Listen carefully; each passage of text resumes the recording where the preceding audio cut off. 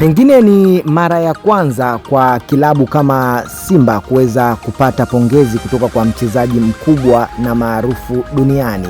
Ukimzungumzia mchezaji Lionel Andres Messi, rekodi zake pamoja na heshima kubwa ambayo ameitengeneza kwenye ulimwengu wa soka, ama kwa hakika ni heshima, taadhima na mafanikio ya kutosha kwa klabu kama Simba kuweza mchezaji wao kupongezwa na Lionel Messi.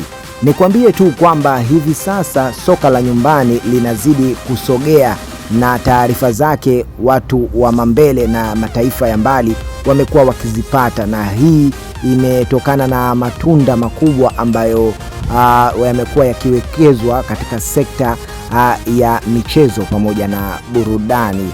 Uwekezaji umekuwa ni wa hali ya juu, tofauti na miaka ya nyuma ambapo michezo ya soka ilikuwa bado haijaonekana katika jicho la kama hivi sasa linavyoonekana. Tumeona matajiri, mabilionea mbalimbali wamejitoa kuwekeza katika michezo hii ya soka, na hapa ndipo ambapo mafanikio na matunda yake yameanza kuonekana.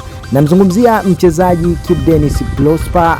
Hivi leo ameweza kuingia katika rekodi baada ya mchezaji mkubwa duniani Lionel Messi kuweza kuona yale ambayo anayoyafanya na kuweza kutoa sifa na pongezi kwa mchezaji Kibu Denis Prosper. Basi unaambiwa mambo yanazidi kupamba moto. Wapo ambao taarifa hizo wamezipokea katika njia iliyokuwa positive, lakini wapo ambao wamepokea katika njia negative, wengine wakidai kwamba ni uzushi tu na taarifa ambazo zimekuwa zikitengenezwa, lakini bado wengine wanaamini na kuona kwamba siku zote wanakwambia kizuri huwa kinajiuza chenyewe, hakina haja ya promo nyingi, lakini kibaya ndio kina kazi ya kujitembeza na kufosi katika soko. Lakini kitu kishakuwa kizuri, bidhaa yako ikishakuwa bora sokoni, ni bidhaa ambayo yenye uhakika kwa 100% ya kuweza kupata wanunuzi ama wateja wenye uhakika zaidi.